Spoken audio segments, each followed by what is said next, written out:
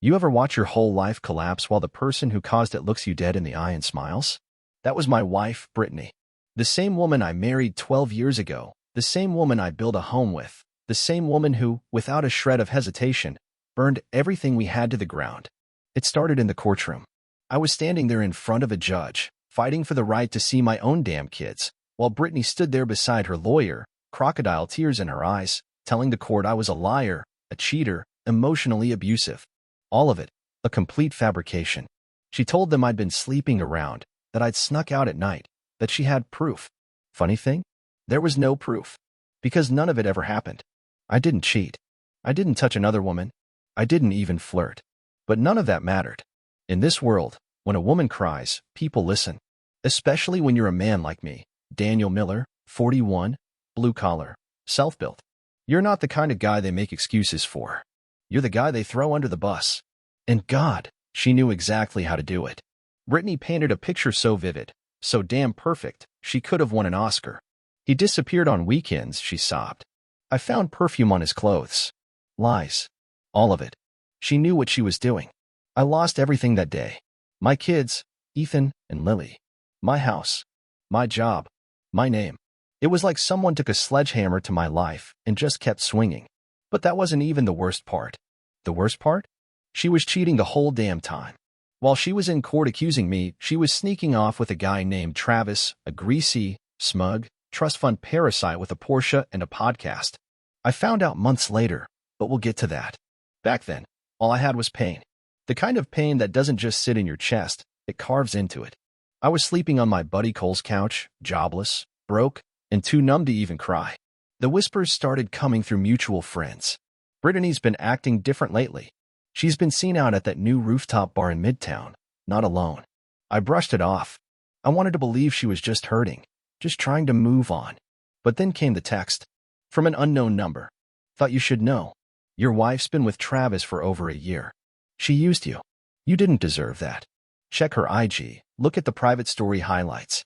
My hands were trembling when I opened Instagram. Brittany had blocked me, of course, but a friend let me see her account. She had one of those fake private highlight albums, only for close friends. There they were. Photos. Videos. Her straddling Travis in a pool in Tulum. Her whispering in his ear at a Halloween party, wearing the same outfit I bought her last year. Her sitting on his lap in a restaurant, giggling like a teenager. And this was while she was telling the judge I was unfaithful. My stomach turned. Everything made sense. Her fake tears. Her sudden hatred. Her obsession with my phone. She wasn't afraid I'd cheat, she was terrified I'd catch her. And yet, I was the one destroyed. No one believed me. Not the courts. Not my own parents. Not even my best friend at first. They all thought, well, she seems sincere, and Daniel's been distant lately.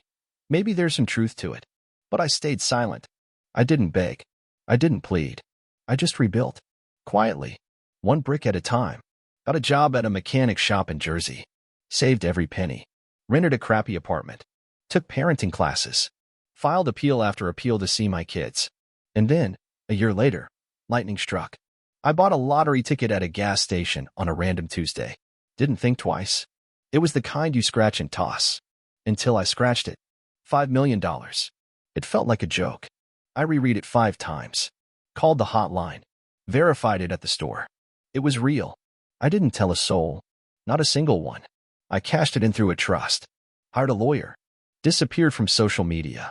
Changed my number. I was finally free, or so I thought. Because 1 week later, guess who showed up? Brittany. Hair done. Tight dress. That snake smile I used to find charming before I realized it meant destruction. She didn't say hello. Didn't ask how I was. She said, we need to talk about alimony. And that's when I knew it. It was time to turn the tables. I looked at her, standing there like nothing ever happened. Like she hadn't dragged me through the mud, stolen my kids, my dignity, my name.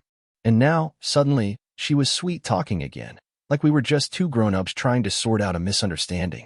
I let her talk. That's the thing about people like Brittany. They love the sound of their own voice. She sat across from me at the coffee shop I used to take her to, wearing a red blazer I remembered buying for our anniversary 5 years back.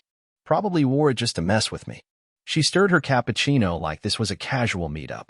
So, I heard about the lottery, she said, with a smile that made my skin crawl. I guess news travels fast, I replied, calm. She blinked, surprised I wasn't stuttering or fuming. I mean, she leaned in. We were married 12 years. That kind of money. Well, the court might see it as marital property. I didn't even blink. We've been divorced for over a year. She sipped her drink. Still, you wouldn't want this to go to trial. Judges hate mess. I wanted to laugh. After what she did, she was warning me about mess?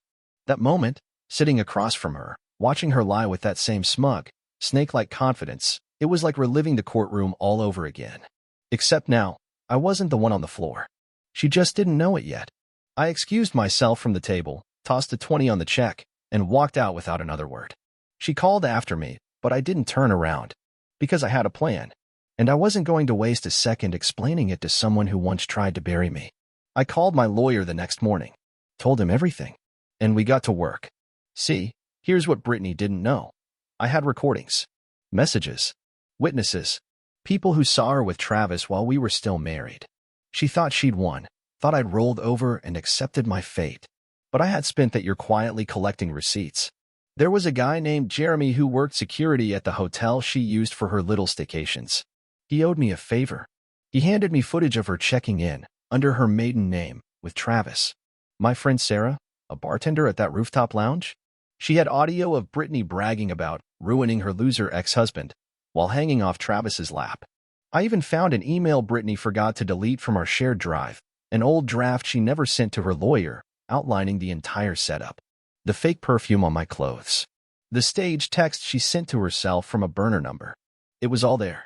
The court date came faster than I expected. She walked in dressed like she was going to brunch, Travis behind her in a blazer 2 sizes too tight. I didn't say a word. Let my lawyer do the talking. He laid it all out. The false accusations. The fabricated evidence. The ongoing affair. The plan to use my kids as leverage. Brittany's face slowly morphed from smug to pale. Travis kept glancing toward the exit like he was thinking about bolting. Then my lawyer dropped the final bomb, a motion to reverse custody, citing malicious parental alienation and fraud. The judge sat back in his chair and exhaled like he just watched an action movie. This, he said, flipping through the pages, is some of the most egregious manipulation I've seen in 20 years. Brittany tried to speak, tried to cry, but this time, no one bought it. Not the judge, not the attorneys, not even Travis. He actually stood up and whispered to his lawyer, "I'm done." Coward left her right there, mid-hearing. The judge ruled in my favor. Full custody of Ethan and Lily, retroactive damages, and a hard no on Brittany's alimony claim. She was ordered to pay me legal fees. I wish I could tell you I felt triumphant, that I smiled when she broke down and begged me in the hallway afterward. But all I felt was empty. She wasn't worth the fight, the pain, or even the victory. What mattered was my kids. My name. My life, finally mine again.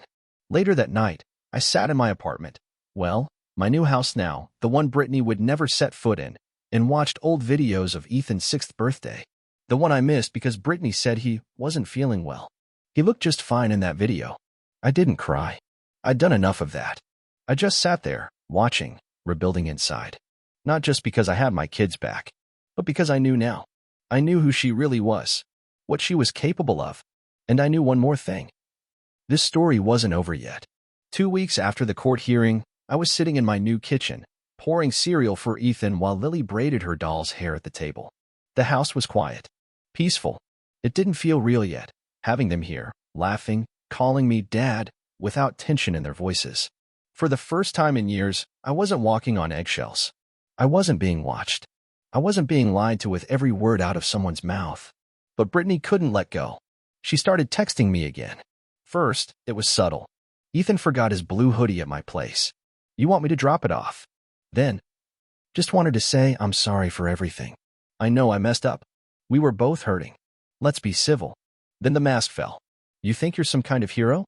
Don't forget, I made you. No one would have looked twice at you if it wasn't for me. That one made me laugh. She didn't make me. She destroyed me. There's a difference. Still, something in me was curious. I'm not proud of it, but I replied, "You need something, Brittany?" Her answer came fast. "I want to talk. One real conversation. No lawyers. Just you and me." The part of me that still had scars said, "Don't do it. Don't give her the satisfaction." But the part that lived through a year of silence, rage, and humiliation wanted to look her in the eye and watch her break. So I agreed. We met in the park. Neutral territory. Middle of the day. Public enough she couldn't pull anything. She showed up dressed like she was going to church, white blouse, that fake soft smile she always used when she needed something. I didn't hug her. Didn't even stand when she sat down. "Thanks for meeting me," she said, brushing her hair behind her ear like it was still 2014. I waited. "I just wanted to say I regret how everything went down." "You regret lying about me cheating? Or stealing my kids? Or trying to take money you had no right to?" She flinched. "I was angry," she said. "I thought you were hiding something. You were always working late." Pulling away. "I was working late because we were behind on the mortgage," I snapped. "Because I was covering your spending while you were blowing Travis in a hotel room downtown." She went red. "You don't know what it was like," she hissed. "Being in a marriage where I felt invisible. You never told me I was beautiful anymore. Never took me out. Never made me feel special." I leaned in. "You mean the way Travis made you feel?" "Yeah. I saw the videos." She froze. Swallowed hard. "You had someone filming me?" "No. You had someone filming you. You were too drunk to notice your own friend was recording half those nights and sending them to her boyfriend." "Who sent them to me?" Silence. She looked at her hands like they'd betrayed her. Then she switched gears. "We were supposed to build a life together, Danny. You don't just throw away 12 years. "You did," I said. "The second you stepped into that hotel room, you torched everything. And when you went to court and lied, when you looked our kids in the eye and told them Daddy didn't love them, that's when you buried it." She sniffled. No tears came. "Do you love me at all anymore?" she whispered. And for a moment, I almost felt sorry for her. But then I remembered the empty apartment, the job I lost, the birthdays I missed, the way Ethan looked at me like a stranger, the panic attacks, the sleeping pills, the numb mornings. "No," I said flatly. "I don't love you. I don't even know who you are." She nodded, slow. The performance was ending. She knew the scene was over. But then she said something that made my blood run cold. "You should be careful." I tilted my head. "What's that supposed to mean?" She smiled, stood up, brushed invisible dust off her jeans. "You humiliated me in court, Danny. Publicly. That doesn't just go away. You think Travis was the only one? You think I didn't learn from him?" I stood up too. She stepped back slightly. "You threatening me?" "No," she said. "Just letting you know. I've made friends. And not everyone plays by the rules." And just like that, she walked away. I didn't follow. But that night, I changed the locks, installed cameras, called my lawyer. Because Brittany had stopped being unpredictable. Now she was dangerous. A week passed. No texts. No calls. Just silence. It was worse than noise. Brittany wasn't the type to give up. When she went quiet, it meant she was planning something. She was like a storm you couldn't see, but you could feel in your bones. Then it came. A knock on the door at 7 a.m. Not the police. Child Protective Services. 2 agents. Polite, professional, but cold. "Mr. Miller, we've received an anonymous report that your children are living in an unsafe environment." My stomach dropped. "What the hell are you talking about?" "They asked to come in. I had nothing to hide, so I let them." Ethan was still in bed. Lily was watching cartoons with cereal on her lap. The house was clean. No drugs. No alcohol. No weapons. Nothing that even hinted at danger. But they walked through like they expected to find a meth lab behind the couch cushions. I followed them into the kitchen, trying to stay calm. "Can you tell me what the accusation was?" "Anonymous report stated that you've been drinking excessively around the children, have left them alone overnight, and used physical force." My blood started to boil. That's a damn lie. I haven't had a drink in over 2 years. And I've never laid a hand on my kids. They nodded. Wrote notes. Asked more questions. Left with, "We'll be in touch." I sat on the floor for 15 minutes after they left. Just sat there, head in my hands. I knew exactly who made that call. Brittany. Trying to twist the knife one last time. But this time, I was ready. I sent the footage from my security cam straight to my lawyer, videos showing me cooking dinner, helping Lily with homework, watching movies with Ethan. Date-stamped. Time-stamped. Unedited. I also had letters from the kids' school counselor saying both were adjusting well and visibly happier than before. My lawyer got ahead of it before anything could escalate. But it wasn't just about clearing my name anymore. Now I knew Brittany wasn't just bitter. She was dangerous, calculating, and unhinged. And she wasn't done. 3 nights later, I saw Travis again. At the grocery store, of all places. Wearing sweatpants and aviators like he was dodging paparazzi. He looked worse than last time, scruffy, thin, twitchy. Probably hopped up on something. He saw me in the frozen aisle and froze himself. Then, believe it or not, he walked up to me. "You think you won," he said, his voice low and jittery. "But you don't know Brittany." "I know enough." He gave this broken little chuckle. Shook his head. "She's trying to ruin me too now. Says I owe her money. Says I used her." "You did," I said, "but that's between you two." He stepped closer. "She's not done with you, man. She talks about you more than anyone. She's obsessed. She says she's going to get everything back one way or another." Then he paused, leaned in, and whispered something that made my stomach twist. "She told me she's pregnant. Said it's mine, but I'm not so sure." I stared at him. "You telling me this because you want help, or because you want to drag me into your mess?" "She said if I don't come back to her, she'll tell the court I abused her. She said she already drafted statements. She knows how to make people believe it." There it was again. That weapon she used so well, the lie. False accusations. The oldest play in her book. And now she was trying it on him, too. I walked away. I didn't owe Travis a damn thing. Let him drown in the same poison he helped pour. But I knew I couldn't just wait around anymore. I had to go on offense. So I filed a restraining order. Not just for me, but for the kids. I documented every message, every visit, every veiled threat.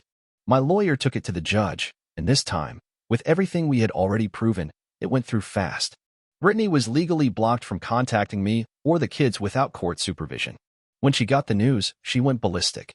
Screamed in the courthouse lobby. Had to be escorted out. Said I was stealing her life. No, Brittany. You gave it away.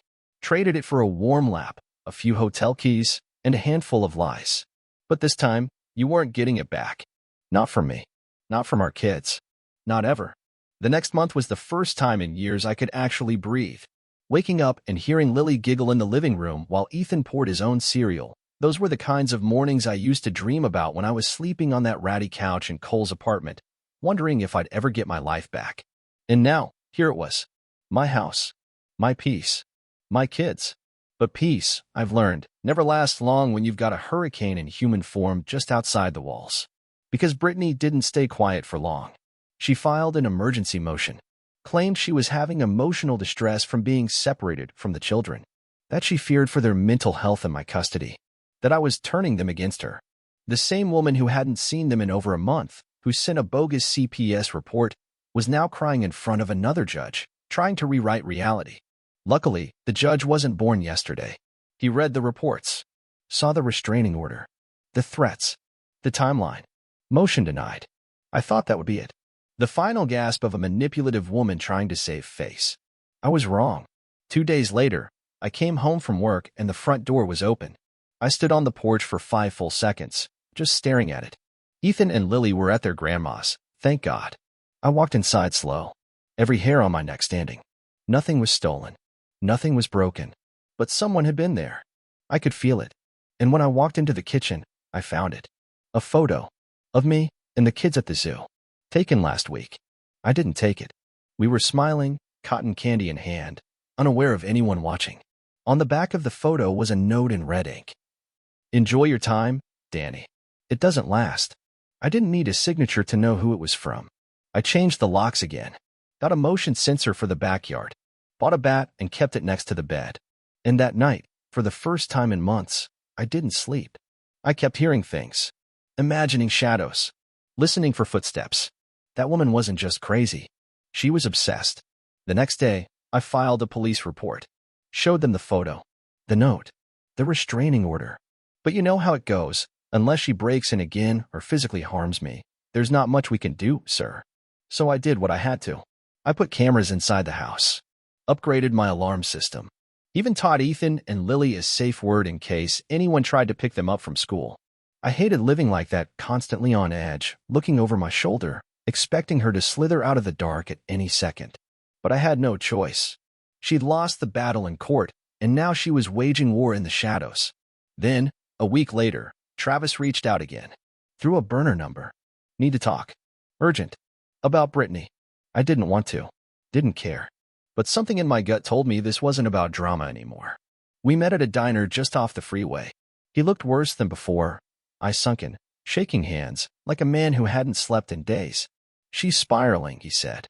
Said if she can't have the kids, no one will. What the hell does that mean? I asked. She's drinking again. Mixing pills. Said she already wrote something up. A letter. If anything happens to her, it'll make you look guilty. I stared at him. You're telling me she's setting up her own death to frame me? He nodded. She told me she's going to make it look like you pushed her over the edge. That she was the victim the whole time.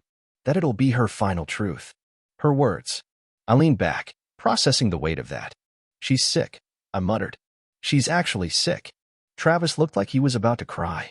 I know I helped her hurt you. I didn't know she was capable of this. I believed him. Not because I trusted him, but because the fear in his voice was real. I called my lawyer again. Sent a written statement. Notified the court. Filed for full protective custody. I wasn't going to wait for Brittany to write her final act. I was going to make sure the curtain closed before she could ever step on stage again. The court date for the full protective custody came faster than expected. It wasn't just about restraining orders anymore. This was about permanently severing Brittany's ability to interfere in our lives. I walked into that courtroom more prepared than I'd ever been for anything in my life. My lawyer had built a wall of evidence so high even Brittany's silver tongue couldn't climb it. Witnesses, CPS documentation, security footage, voicemails, screenshots. And now, with Travis's written affidavit, signed and notarized, confirming her threats and behavior, we had her cornered. She showed up late. Sunglasses. Black dress. All theatrics. Not mourning. Staging. She looked around like she was the star of a show that no one came to watch. When the judge read aloud Travis's statement and Brittany realized what he'd done, her mouth dropped open. Her entire performance fell apart like tissue paper in a storm. She stood up, shaking. He's lying. He's a junkie. He's obsessed with me. This is slander. The judge cut her off. Ms. Miller, sit down or I'll hold you in contempt. She sat, quiet for once, breathing hard. I didn't say a word that day. I didn't need to. My silence spoke louder than any defense she could conjure. By the end of the hearing, the judge ruled in my favor. Full custody. No contact. Supervised visitation only, pending psychiatric evaluation. It was over. 12 years of marriage. 3 years of chaos. And now, finally, I could close the door. But of course, Brittany wasn't done. 2 days after the ruling, I got an email from a burner account. No subject. Just one sentence. You took everything. I hope it was worth it. Then an attachment. A video. At first, I didn't open it. Something in me didn't want to give her that satisfaction. But eventually, curiosity won. I clicked. It was footage from inside our old bedroom. From before the divorce. A camera must have been hidden, probably in one of those little alarm clocks she always bought. It showed me sitting on the edge of the bed, crying, whispering to myself, clutching a framed photo of Ethan and Lily. It was one of the lowest nights of my life. And somehow, she'd kept it. Saved it. Waiting for this moment to throw it in my face. There was no point to it. No leverage. Just cruelty. Just a reminder of how broken I'd been, and how much she'd enjoyed watching it. I closed the laptop. And that was when it hit me. She wasn't trying to win anymore. She wasn't even trying to fight. She wanted me to feel what she felt. Weak, alone, humiliated. But I wasn't that man on the screen anymore. I was done playing her games. I blocked the email, filed it as evidence, and went outside where Ethan and Lily were playing catch. Ethan called to me. I tossed the ball back. That's where I lived now in this moment. In their laughter. In this life I rebuilt from ash. Weeks went by. Then one morning, as I was drinking coffee on the porch, I got a call from a number I didn't recognize. It was a hospital. Brittany had overdosed. Pills and vodka. They found her unconscious in her apartment. No suicide note. No will. Just an empty bottle and a history of destruction. She survived. But barely. Travis was the one who called the ambulance. He'd stopped by to return some of her things, heard the noise inside, and kicked the door in. The hospital said she was stable but would need serious psychiatric help. They asked me if I wanted to visit. If I wanted to be listed as emergency contact. If I wanted to notify the kids. I said no. No more second chances. No more guilt. I was done saving someone who only knew how to burn bridges. But I did go outside and sit with Ethan and Lily. Told them their mom was sick and needed help. Told them it wasn't their fault. Told them they were safe. And loved. Because they deserved truth, not the poison Brittany passed off as love. And for the first time in a long time, I believed my own words. I wasn't broken anymore. I wasn't lost. I wasn't afraid. I was free. 3 months passed. Life settled into something that almost resembled normal. Ethan made the soccer team. Lily started piano lessons. I got promoted at work, now managing the shop instead of just wrenching under the hood. Our home was stable, safe, ours. The court still required monthly updates from Brittany's psychiatric facility. She was alive, functioning, on medication, attending therapy, but still not well. Her doctor submitted a request for monitored video visitation with the kids. Just 10 minutes. Supervised.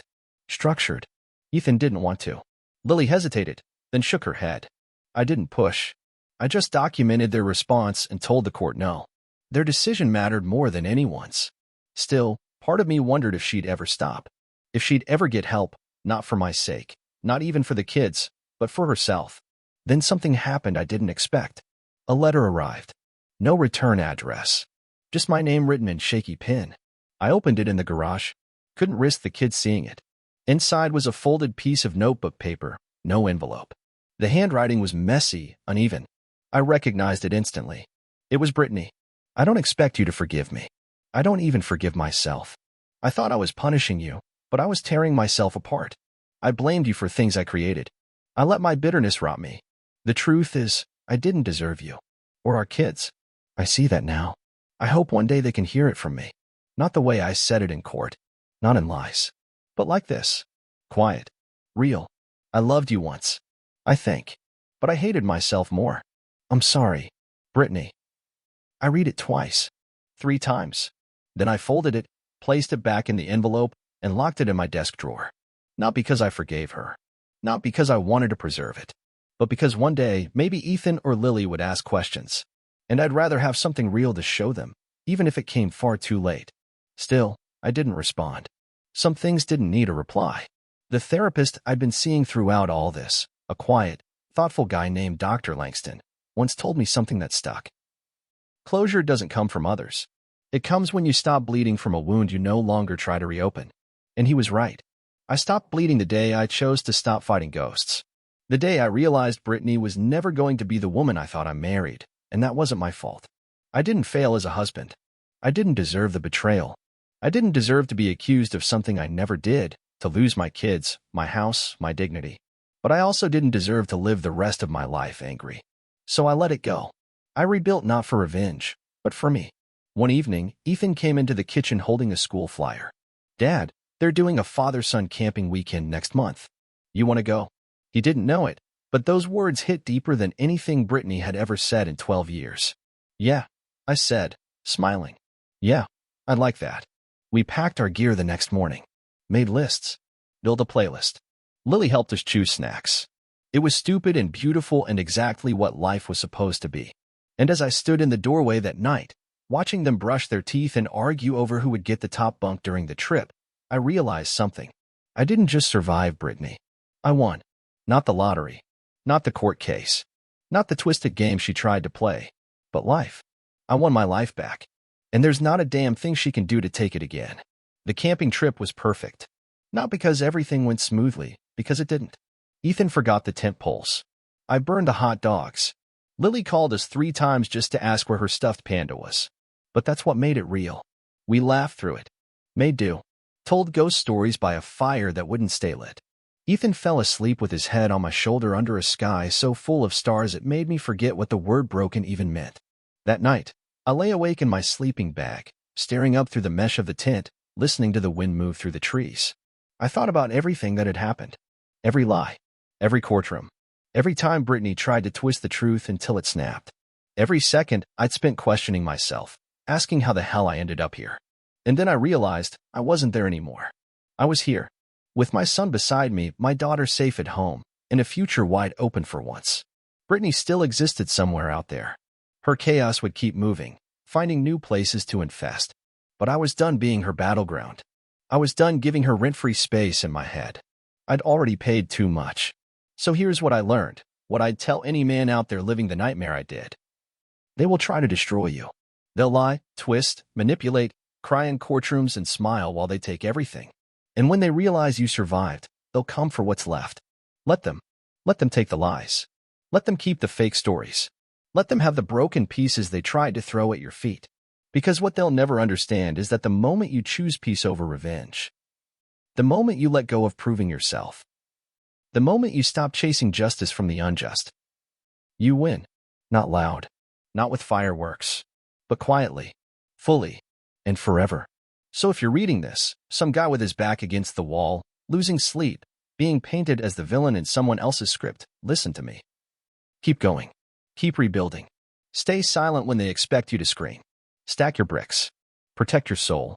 And when they try to come back, because they always do, don't answer. You're not theirs anymore. You're you again. And nothing in this world is more powerful than a man who remembers who the hell he is.